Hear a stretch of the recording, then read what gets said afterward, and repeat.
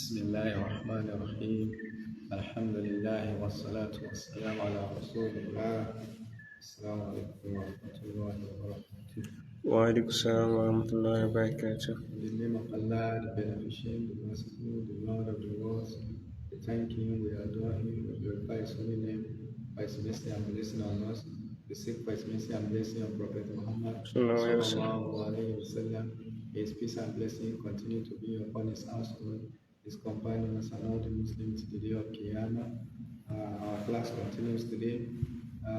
Last week we started the trials and tests of the prophets and who their predecessors. So we started by that of Adam and Alayhi, and we were able to talk about the time he spent in Jannah and the trials that he was subjected to. And where we stopped actually was after what happened in Jannah. So Allah instructed him, his wife, and Iblis, all of them. Allah instructed them to leave Jannah and to descend on the earth surface. So there we said that inshallah we'll continue from there. And after Adam and his wife descend on the earth surface, so according to some narration, of course, it is not mentioned in the Quran, neither in the Hadith, but it is there in some of the books by our scholars, such as Imam Ibn Kathir and some other scholars. They mentioned that after Adam and his wife were expelled and they descended on the earth surface, that they were scattered. So they did not actually descend in the same place. So they were scattered in different places. Some narration had it that Adam descended in a place close to modern day India, while Hawa descended in a place referred to as Jeddah in the modern day Saudi Arabia. And they were in search of one another. So they were searching for one another for a very long period of time. At the end, they met each other at the place we call Arafah today. So some narrations say that is the reason why that place is called Arafah, because that was the place they get to know each other after their expulsion from Jannah. That was the place they get to meet and know each other back after they come to this earth surface. In short, this is another trial for two of them, that they have to leave a place they have been enjoying and they have to come to the earth surface. But we also made it known to ourselves that it is just that Allah wants the story to pass through that stages or that way, because in the first place before Adam was created, when Allah was telling an angel, Allah said, I am going to place on earth surface. So he never said, I'm going to place in Jannah. But when he was created, he was placed in Jannah. So, and this is actually not contradictory, and that is to tell us that the original place that is meant for him and his wife was was earth surface. And this is the place where they are going to co-create and they are going to make what is called humanity as we are today. But that is our origin, that is our genesis. So the incident that happened in Jannah was actually part of plan of Allah to teach Adam himself and also to teach us the generation that are going to come after him. Not only that, we also mentioned that of course Adam made mistake, and it was his mistake that led to what happened, even though that what happened was actually what Allah intended. Like we said, Inni ja'il fil ardi khalifa. So that is exactly what Allah wants to do. So Allah now placed him there, but he's being placed there means he's going to do something that will make him to live there and actually. So when this happened and they finally met at Arafah, like it is mentioned, so new life begun. And like we should have understood that they are actually used to environment and food of Jannah at the right time. But now they are on earth surface, so everything has to be done. So the first challenge, the first trial and test for them after their descent on earth surface was the skills and what to do and how to do it. So this was also another challenge for the two of them. But as it was the plan of Allah, like Allah has taught Adam himself, even right from the first time he was created, Allah said, وَعَلَّمَ آدَمَ الْأَسْمَاءَ كُلَّهَا. So Allah taught him everything he actually needed, every skill, every names that would be necessary for his sojourn on earth surface. He was taught. So one of the trial here is that the two of them, they have to be the first people to populate the earth surface. Not only that, let's imagine the earth surface as expanse, as wide as it is. To imagine that only two people are there living there. So can you imagine that kind of life? So even in a house, just in your own house, if you are the only one living there, can you imagine the experience? Let alone in your community, let alone in your town, let alone in your country. Now we are talking about the whole universe. So they had just two people that are first living on earth surface. So there and then it was a great trial for them because they were in a new environment. And more so, they were just two. This is similar to what happened to Hajar when Allah instructed Adam to take Hajar from Palestine to where? To Hijaz, to what is today known as Makkah. So this is exactly what happened. And that is the comment Ibrahim made in Surah Ibrahim. He said, I placed my family in a place بواد غير ذي زرع عند بيتك المحرم ربنا ليقيموا. So that I place them in a place that there's no vegetation, no human being, no water, nothing. So that is actually a great trial for Ibrahim and his wife and his family. That same trial has been experienced by who? By Adam and his wife. So we may also have to experience that kind of trial. Of course, it's going to be difficult, but this kind of trial, Allah actually used to make it very easy for His good servant. What I mean is that, we are social beings.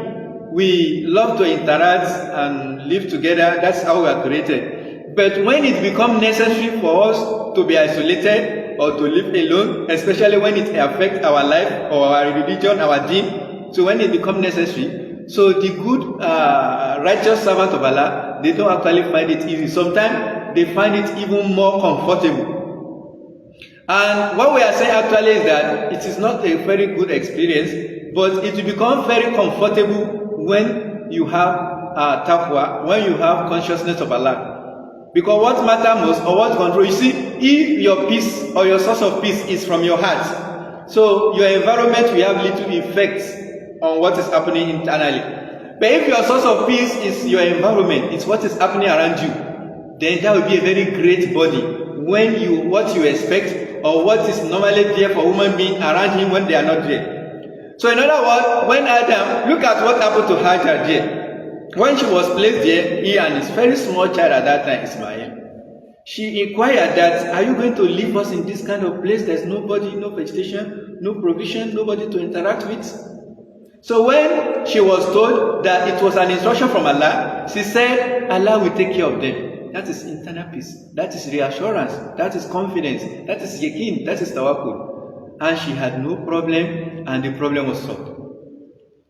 So unlike if your own source of peace is not from your heart, it's not from Allah, Ibn Taymiyyah, when he was placed in prison, he said, what would my enemy do to me? He said, my Jannah is in my heart.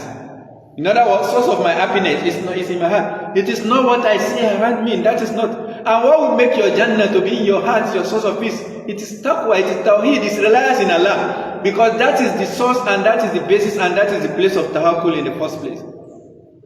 And that is the basis of what trial. So if that place there is a problem there in your heart, wallahi, you will not be able to survive any trial from Allah. You will not be able to pass any form of trial, no matter how small it is.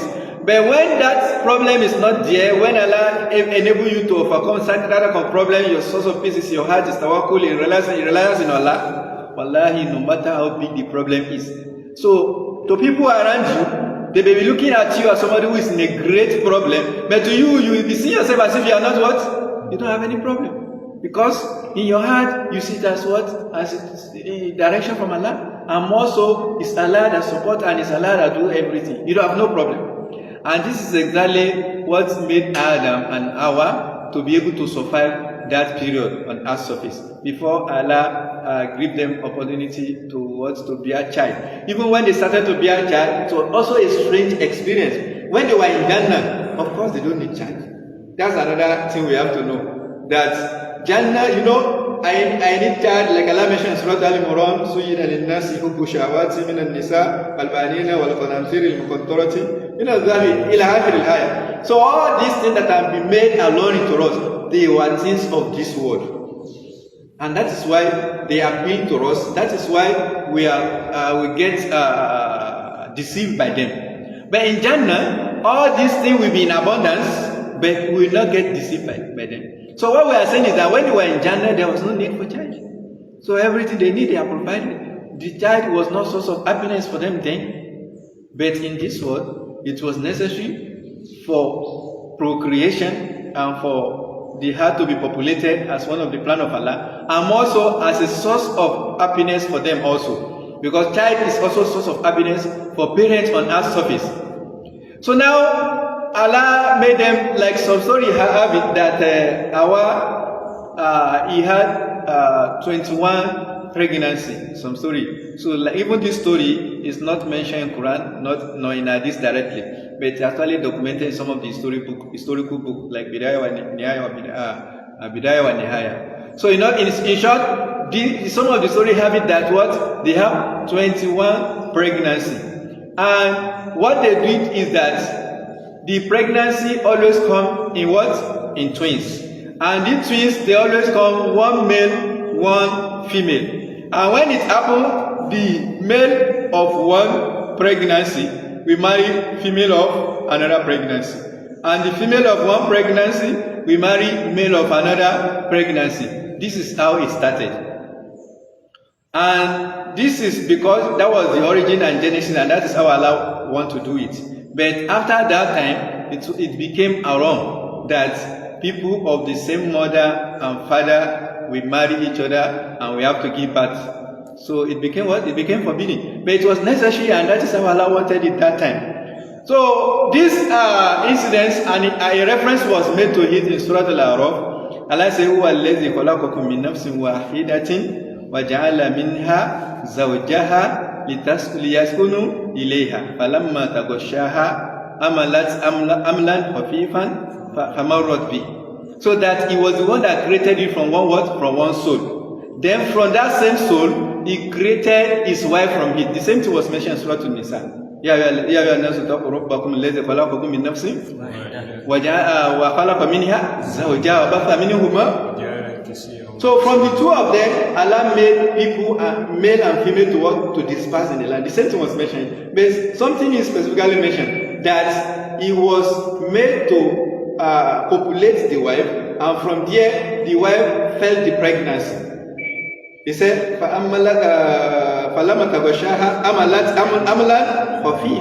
so she became pregnancy, and that pregnancy at that time was very light. In other words, she cannot feel it. When the pregnancy became heavy, that became produced and became very close to what? To the date of birth. So da'wallaha rabbahuma. They call unto Allah. This fast actually taught us a great lesson. One of the lessons is that it actually shows us the level of pregnancy. Like initial stage of pregnancy is what? Is light. The mother or the woman crying in the pregnancy will not feel the weight. Then later the pregnancy become what? Heavy. From here, look at the way Quran also describes it. Falamma taghashaha. So this is actually what do you call it? Metaphor. And this is actually the way Quran always presents this kind of story. And that is also a lesson for us mankind, that when this kind of thing is going to be mentioned, it has to be said metaphorically, not in a way that can create unnecessary problem in the society.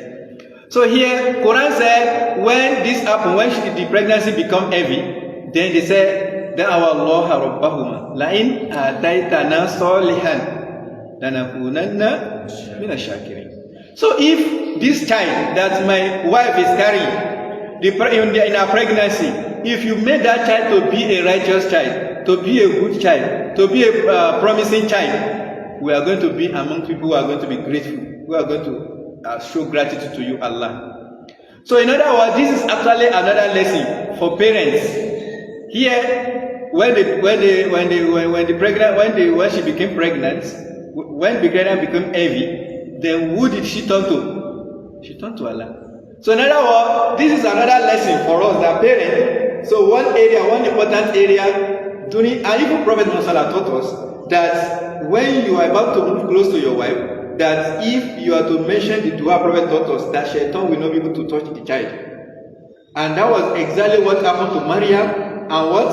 And her son. Like Prophet also mentioned one hadith. He said, there is no single child that is born on this earth of it, except that Shaitan will touch him or her when she is about to be born to this world. Except for Maryam and her son.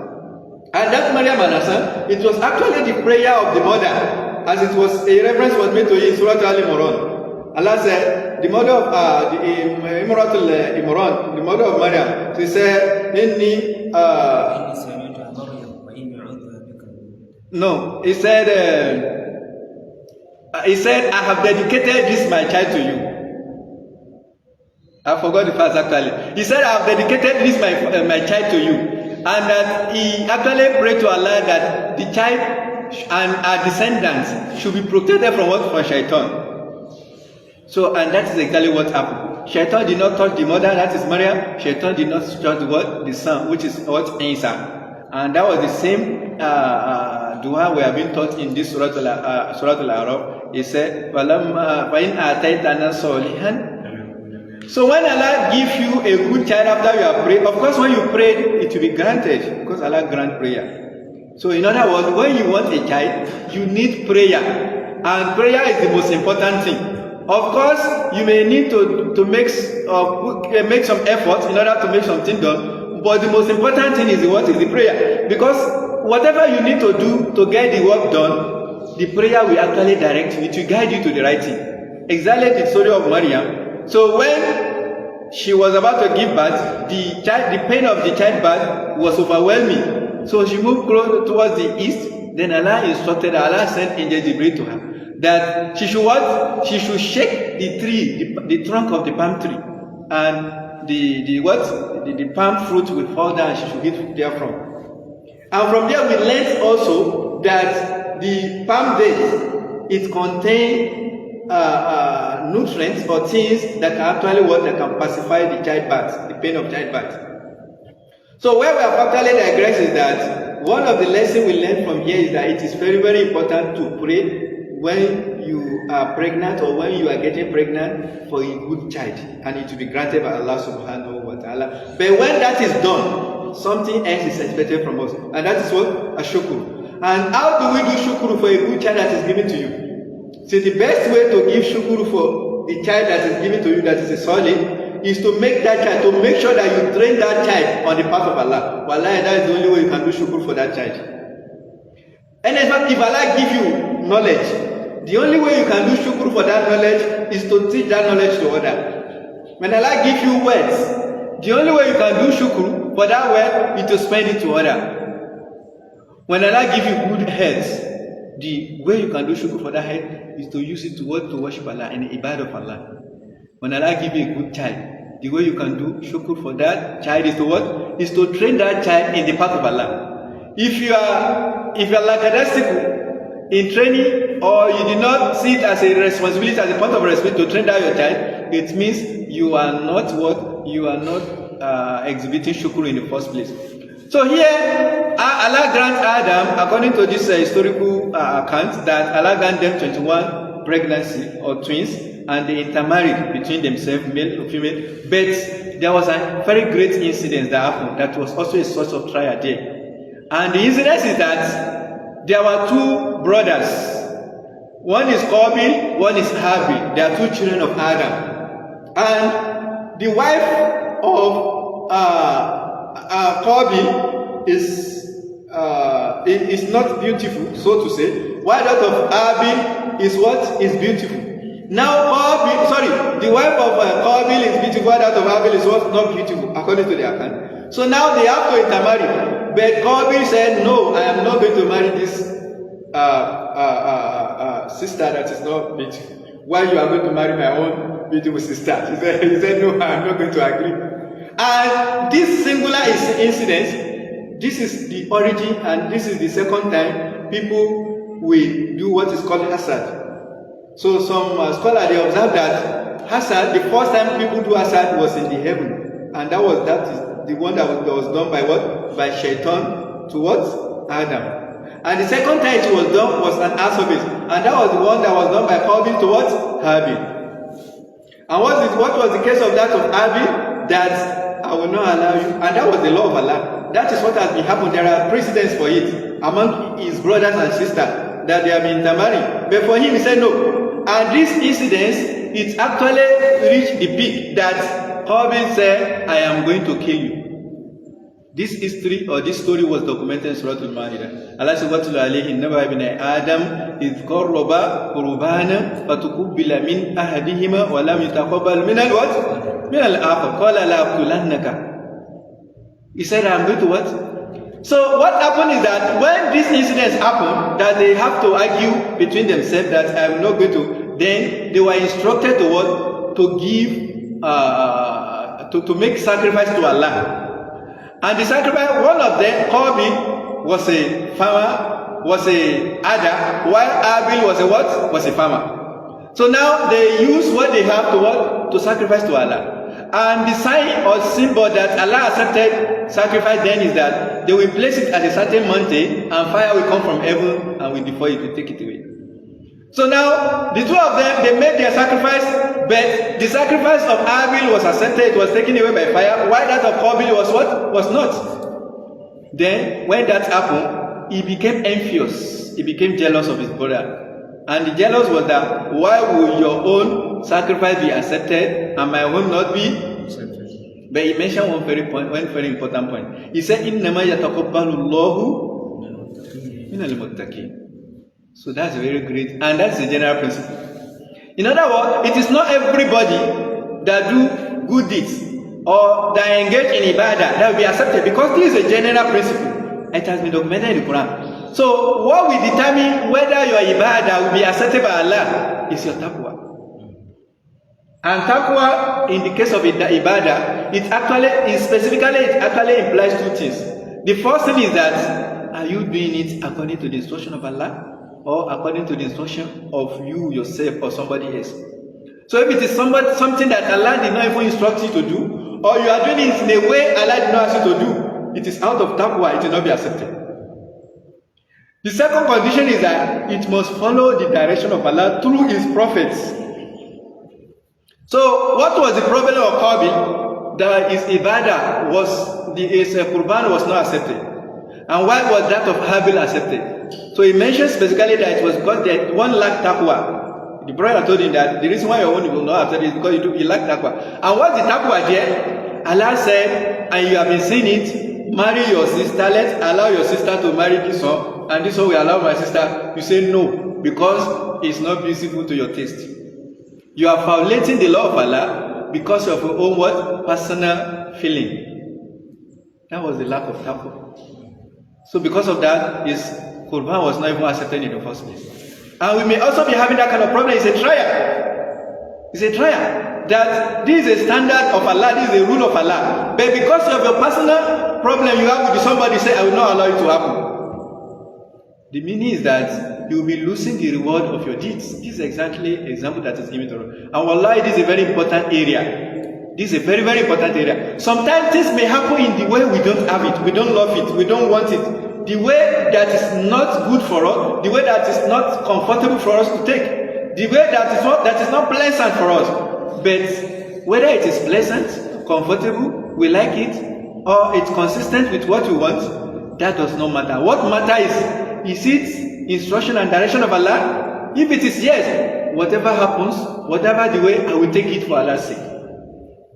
But if you say, my own whims and caprices will be the one to supersede, or will be the supreme, then it means you lack taqwa in the first place. It means your deed will not be accepted. Wallahi, that's one great lesson that is being passed in that verse. That إِنَّمَا يَتَقَبَّلُ اللَّهُ مِنَ الْوَاتِ. Allah only accepts the deeds of those people who have taqwa, who have fear of Allah. So now, you and your brother, you have issues, and Allah give him something, or you have to do something for him, and that's the law of Allah, that's the direction from Allah according to Quran and Hadith. But because you don't want it like that, or you don't like it like that, you say no, I will not do it. It means you lack the taqwa in the first place. And we gave us the example of even Iblis. That was similar problem Iblis have. Iblis does not have problem with Allah as his creator. He doesn't have problem. The problem he has with what? With Adam. And wallahi, the story repeated itself in the children of Adam. That was exactly what happened. Because Iblis said, I will not bow down to him. Why? I am better than him. I am created from a superior material, while he is created from what? An inferior material. خَلَقْتَنِي مِنْ نَارٍ وَخَلَقْتَهُ. Now is better than tin, according to him. Because of that, I am not going to bow that way. But when the instruction comes from Allah, are we still going to consider the quality from the material from which they are made from? Are we still going to consider it? No, you leave it aside.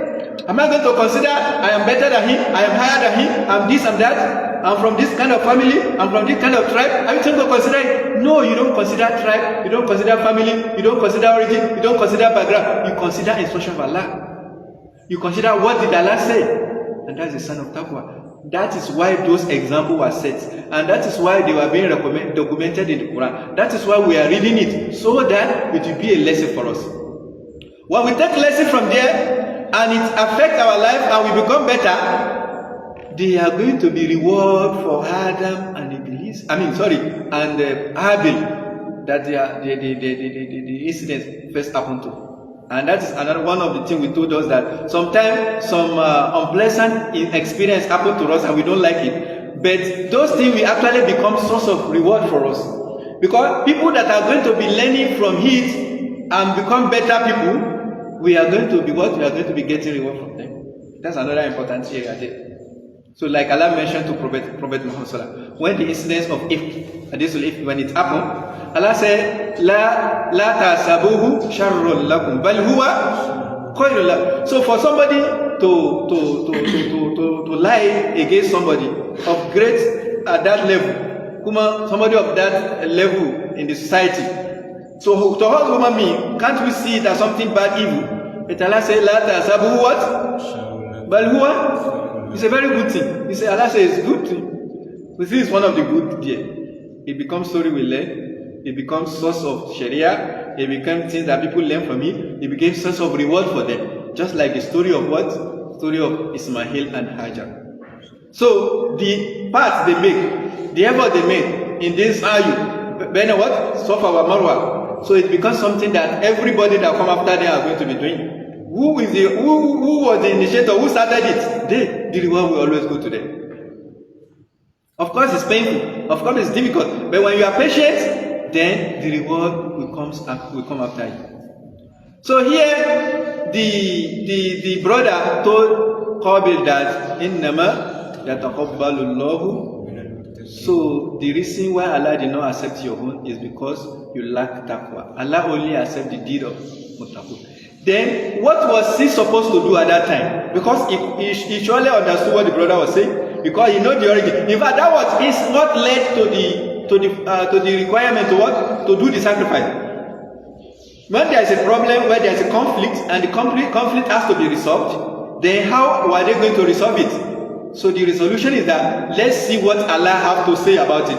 And how do we know it? Do your sacrifice. If Allah accepts your sacrifice, it means your assumption or your decision has to be what? To be taken. If your own is rejected and my own is accepted, it means I'm on the right path. Then what I've chosen to do is going to be done. So in that case, somebody who is not under the influence of influence forces of shaitan, what is he supposed to do at that time? Is to repent and change over new leaf. Is to say, okay, I made mistake, now I become it. It's as if you are arguing with Allah. It's as if you are saying, Allah said this, I said no. That's me. Because you know the genesis, origin of the problem. But now you want to see what Allah has to say about it. And Allah has shown you. You say no, I will say no, accept. And he did not only stop at I will not accept, he said, I am surely going to kill you. No doubt about it. So you see the taqwa of the brother. He said, "Im basatta ilayya yadika litakulani ma ana bi what? Bi basitin." So if you attempt to kill me, I will never attempt to kill you. I will not make attempt to kill you. Then what happened? He finally killed the brother. He killed. Then later he became regret. He regretted I killed him. So Allah sent a crowd to show him how to cover the. So that was the first death. And the how to cover a death, you know, if that incident did not happen, the same way people they would not have understood what they are going to do with the corpse, that was the same way we will not even understand. Look at how simple it is. But if Allah has not taught them, they will not be able to do it. In other words, they will not even understand that they are supposed to be burying their corpse in the what? In the soil. Today, up to today, some people they burn their corpse. When people die, they burn. Some people they don't even what, they throw them into dustbin. Some people they even hit. There are people that hit their corpse. Some people they abandon them in mortuary. Some people they even decorate them and wear clothes for them. Some people they celebrate them every week or every year or every month. All these things we are saying happens on this house service. But this is the guidance of Allah. And what did Allah use to teach them? A bed. So there's another lesson here. You see, there's nothing that happens and Allah allow you to get knowledge from it that is not meant for you. Even a bed can be an information, can be a source of information to you from Allah. You don't just ignore anything that no, it's not meant for you. Immediately you are able to sense what is happening. It means that message is from you. Even if it is from a bed, even if it's from a hand. So look at what happened to the hand with Sulaiman. Even if it is from what? From a hand, as small as hands. Allah says, Inna Allah la yastahi an yadriba mathalan ma ba'mudatan kama fawqa. Even from what? Even from mosquito. Allah can pass message to you, information from you. Don't ever ignore it. Don't ever say, it is not meant for me. Allah is communicating to you. Inna fi khalqis samawati wal ardi wa ikhtilafil layli wan nahar la ayatin liwat. So there are lessons from. In other words, I am communicating, I am passing message for you. Here it was a guru of Allah used to teach them how to what? How to cover the corpse of their brothers. So then he later regretted. But the regret was late. But there's a very great lesson here. One of the lessons is that it was a trial for the two brothers and it was a trial for their father and the mother. So the trial for the father and the mother was that was the first parental bereavement in the history of humanity. And it was not only because Adam has been given birth, but he has never experienced losing a child. The first time he will lose a child was that incident. And what made it to be worse was that the way in which he lost the child was not, it was of course everything to come from Allah, but it was from what? Through a criminal activities. It was from true violence. It was through injustice against one's brother. And if it is somebody, of course there was no other creature, no other woman being. And if it is somebody from outside that came to do that, of course still a crime, but it will have been lighter in weight than your blood brother. It was the father and the mother. And that was the first time such kind of thing will happen in history. And that is why some people believe that anybody that kill human being, whenever anybody kill human being, probably will still be getting that reward. I mean, you'll be getting the same. Allah says, Min ajli dhalika katabina ala bani Israel. Annahu man bighayri fakahannama qatala an-nasa jami'an. If you are to kill only one soul, just like Abdul did, the reward you are going to be getting, as if you have killed the whole of humanity. So if you are to save a soul, as if you have saved the whole of humanity, wallahi, that's another great lesson for us. So if you are a party to anything people want to do that is evil, even to take a soul, or even lesser than that, if that soul is taken, you are going to be part of the sin.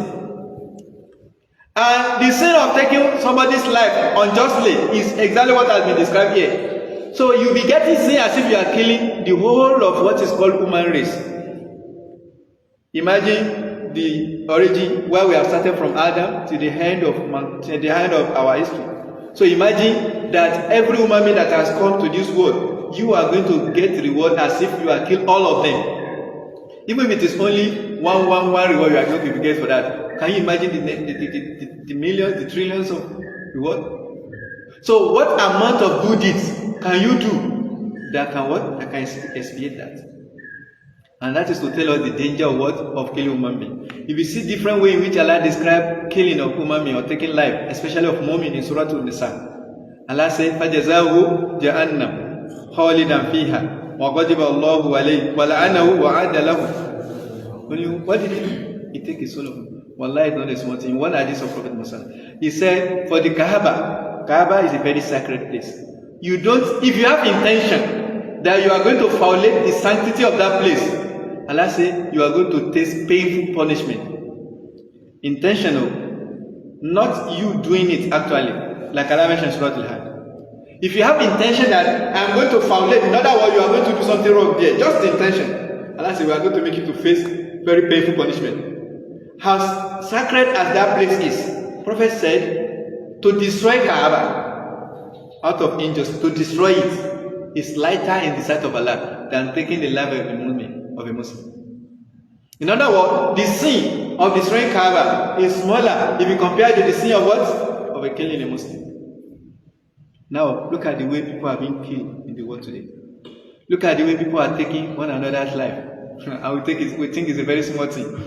And we think it's a joke. Look at the way Allah describes the killing in the Quran. Look at in another place, Surah Al-Furqan. Allah said, what is it? So in short, Allah described a very painful and serious compound punishment. Compound, look at the one we just described. 5 different punishments. And if you look at the whole Quran, from here to Z, there's no way Allah combined that kind of punishment for any other person. That you are going to have this kind of punishment, and there's going to be Ghadab, there's going to be La'na, and a very great other punishment has been prepared for you. And who was the first person to do it? Qabil. And from there is going to be getting, anytime people kill another person, it's going to be getting. And that is the danger of committing sin, especially if it's going to be something that other people are going to be doing after you. So the first person to introduce shirk or idol worshipping to Mecca was Al-Qasha'a, Amr ibn Al-Qasa'i. So Prophet Muhammad, he said he saw him in Jahannam trying to carry his intestine with his hand out of punishment. In other words, after Allah has cleansed the heart, like Allah said, so after Allah has cleansed the heart, the first person that introduced shirk to that place was Amr ibn al-Qasai. So because of that, everybody that commits shirk there is going to get reward for them. He's going to be punished for them. Because he was the first person to introduce it after that. So here, Adam was tested by brother, that is parental bereavement. He was tested by his children killing one another. So it's going to be very, very painful. So one of the pain here is that the brother that was killed is a righteous one. Is the one that is what? That is righteous. Another one is that the one that killed is his son. That's another great trial. And that was the first time such kind of thing will happen. It has never happened before. And it's also a trial for the brother that killed, and also for the brother that was killed.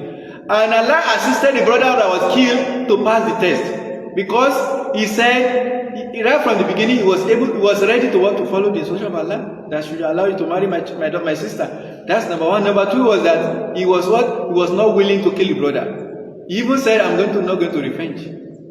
I will not make attempt to revenge, to kill you, even when you attempt to kill me. So, and what actually led him to do that? It was envy, it was jealous. And that is why some scholars, they observe that if you can think of any problem in this world, if I can think, no matter how big it is, what is the greatest sin? Shirk. What is the greatest sin after shirk? Qatl nafs, isn't it? Wallahi, all of them, their origin, their beginning is envy. Who was the master of shirk? Shaitan. What was his problem? Original problem? Envy with Adam. Then who was the first person to kill? Qabil, isn't it? What was his problem with his brother? Envy. And up to today, anytime you are envious, you can go to any length. When Shaitan make envy to be part of you, and you are able to overcome it, wallahi, any sin, even shirk you can commit. You can commit shirk. That was the original. And what is happening in the world today? The Banu Israel, that they did not want to follow Prophet Muhammad sallallahu. And look at the way they are destroying the world today. Look at the way they are misleading the world today. Wallahi, the reason why they did not want to follow Prophet was because of envy. Before Prophet Muhammad sallallahu come, they were been telling people there are many tribes that were fighting them, like God, like Allah mentioned in Surah Al-Baqarah. So they are being fight, and when they were defeated, they will say, Allah has promised them in their book, like Allah mentioned in Surah Al-A'raf, الَّذِينَ يَتَّبِعُونَ النَّبِيَّ الرَّسُولَ الْأُمِّيَّ الَّذِي يَجِدُونَهُ مَكْتُوبًا عِندَهُمْ فِي التَّوْرَاةِ وَالْإِنْجِيلِ. So it has been written in their book that this messenger is coming, and they have seen it. And when the messenger comes, they will tell those people who are defeating them that when this messenger comes, we are going to defeat you.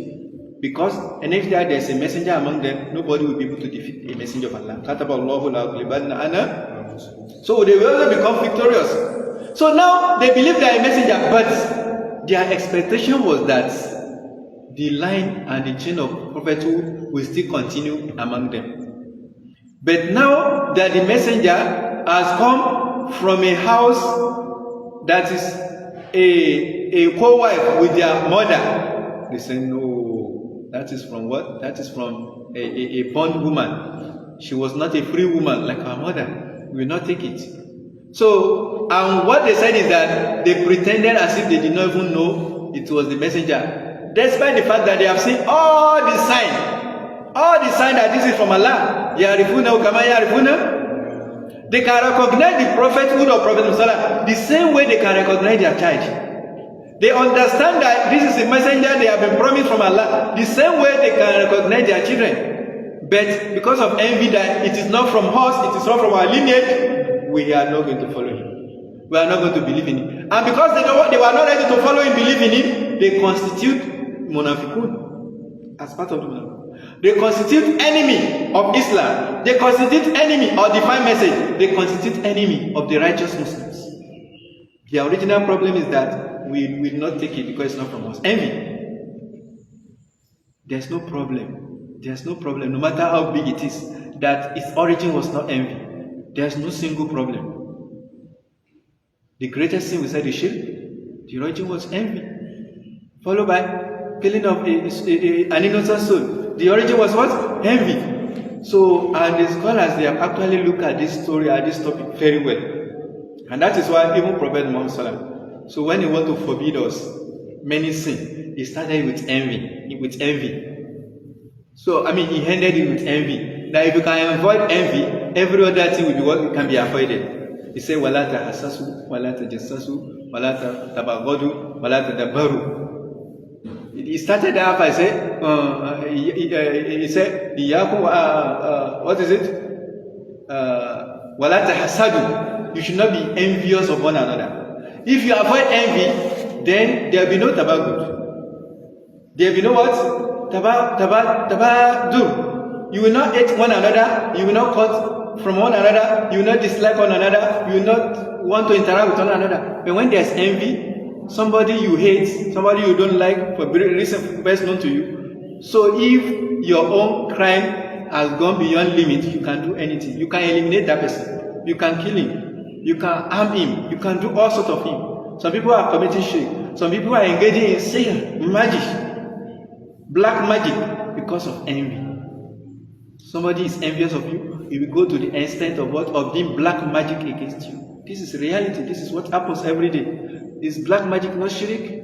Some people who are aware of that, who are supposed to correct that person, that stop it. If you die on this, you are going to Jahannam. Because they also have envy with that person, they will still support it. This is a very complex problem. This is a very great danger. And like I said, the origin of blood is what? And one also important thing is that, like Taymiyyah, he observed that there is no single child of Adam. All of us, except that we have attributes of envy in us. It is not possible that at one time or the other you have never envied somebody. It's not possible.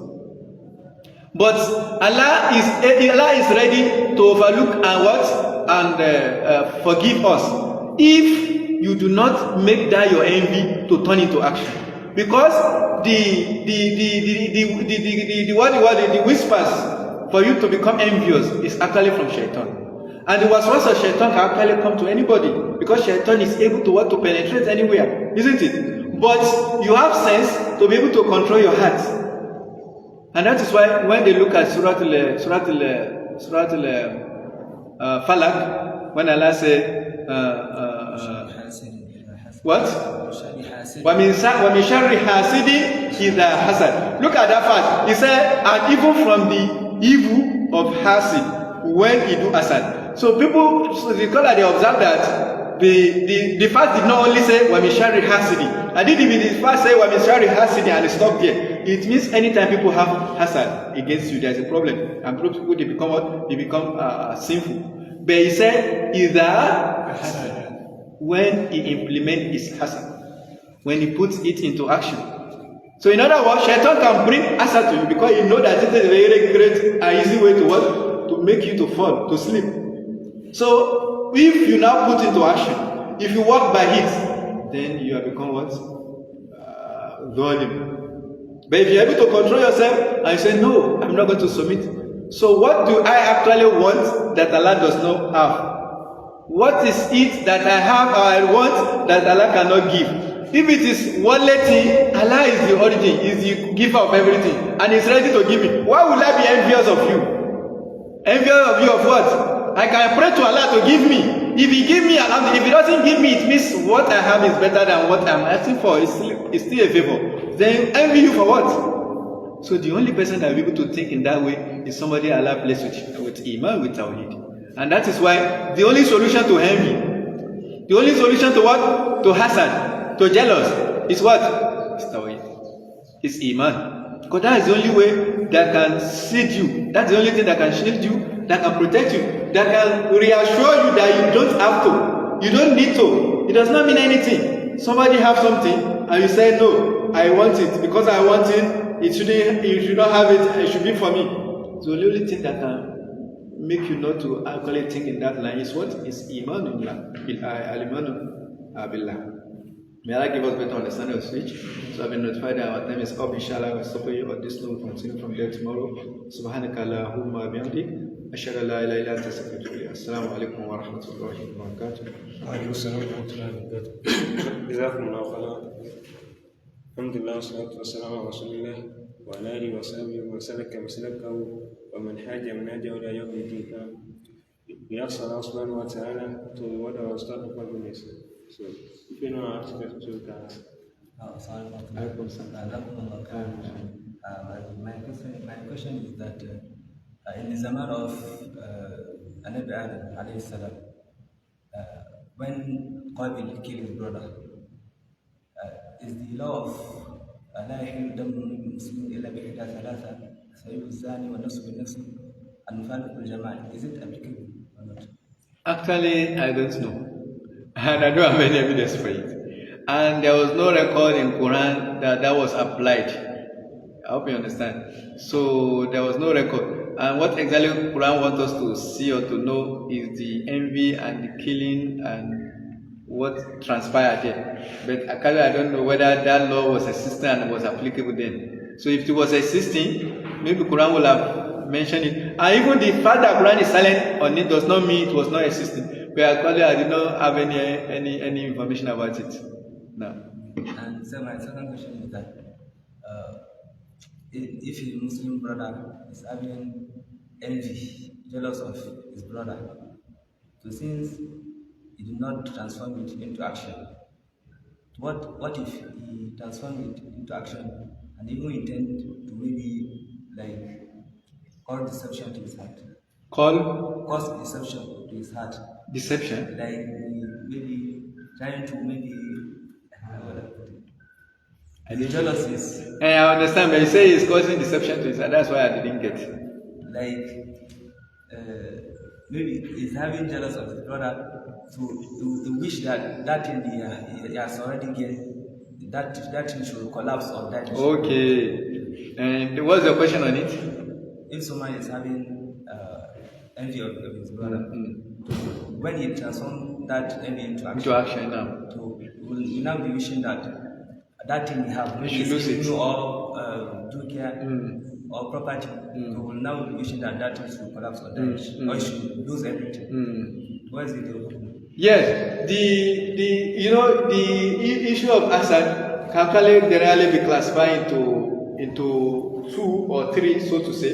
So we have one form of hasad called gibtor. Gibtor is that Allah bless something with something and you like it. You understand? And you also pray to Allah that you should also have it. There's nothing wrong in that. That's very good. So the second one is that you see blessing of Allah in somebody. So that one can happen in two ways.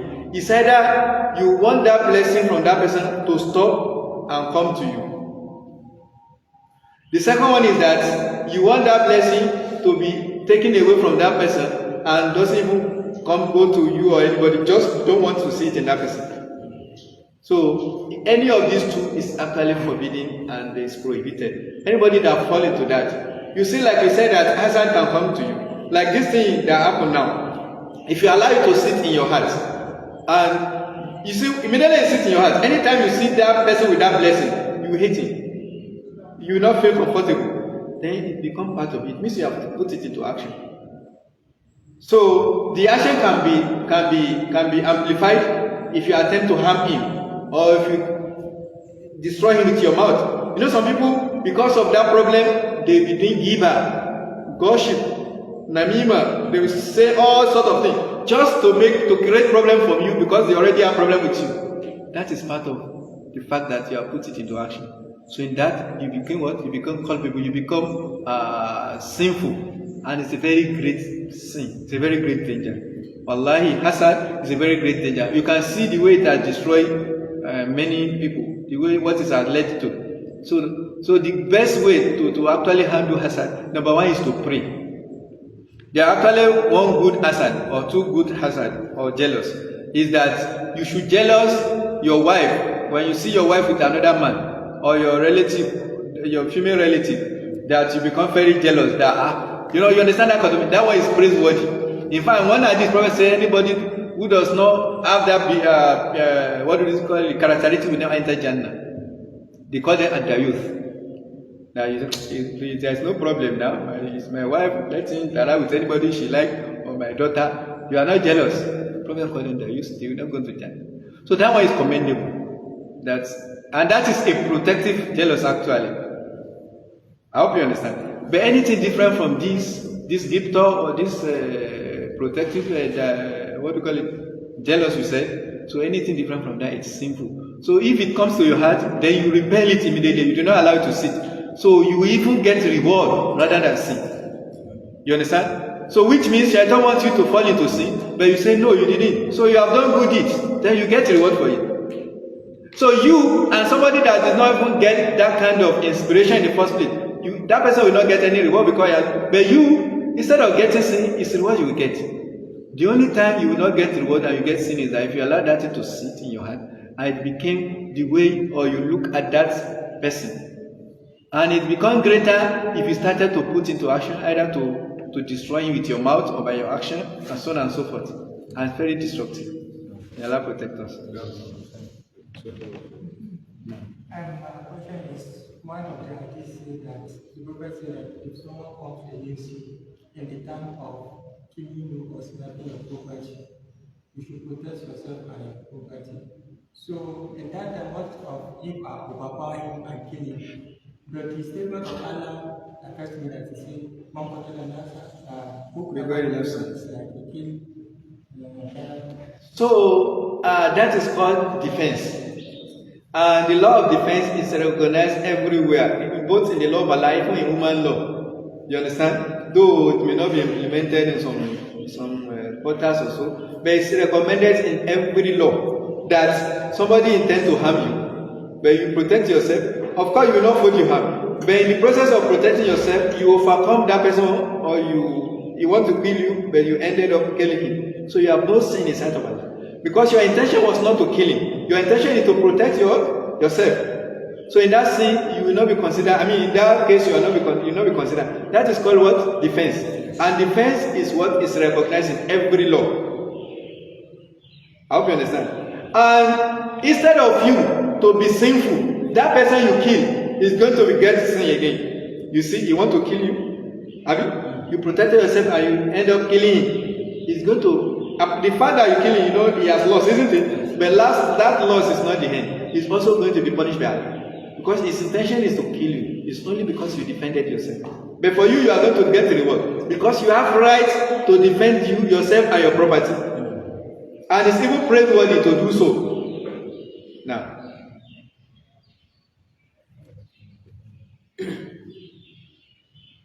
جزاكم الله خير. So in the absence of question, we call today tomorrow inshallah. سبحانك اللهم وبحمدك أشهد أن لا إله إلا أنت أستغفرك وأتوب إليك. السلام عليكم ورحمة الله وبركاته.